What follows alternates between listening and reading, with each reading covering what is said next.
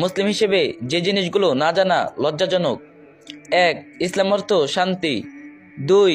মুসলিম অর্থ আত্মসমর্পণকারী ও অনুগত্য। 3. মুসলিম হিসেবে কি জানেন?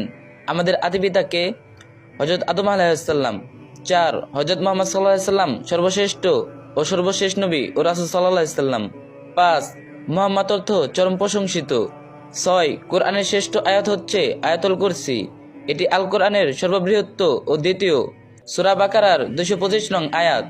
7. ইসলামের স্তম্ভ 5টি: 1. কালিমা, 2. নামাজ, 3. রোজা, 4. হজ, 5. জাকাত।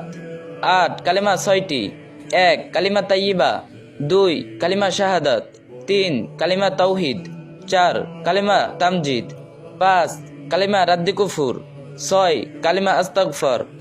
9. মুমিন হতে গেলে যে 6টি বিষয়ের উপর পূর্ণ বিশ্বাস রাখা জরুরি: 1. আল্লাহর প্রতি বিশ্বাস, 2. আসমানি কিতাবের প্রতি বিশ্বাস, 3. নবী রাসূলগণের প্রতি বিশ্বাস, 4. ফেরেশতাগণের প্রতি বিশ্বাস, 5. পরকালের প্রতি বিশ্বাস, 6. তাকদীরের প্রতি বিশ্বাস। রাসূল সাল্লাল্লাহু আলাইহি সাল্লাম বলেছেন, আল্লাহ তাআলা ওই ব্যক্তির চেহারা উজ্জ্বল করে দেন যে আমার কোনো হাদিস শুনেছে অথবা অন্যের কাছে পৌঁছে দিয়েছে। সুবহানাল্লাহ। এই ভিডিওটি অন্যজনের সাথে শেয়ার করুন, আর যে যত পারবেন কপি লিংক করে দিন।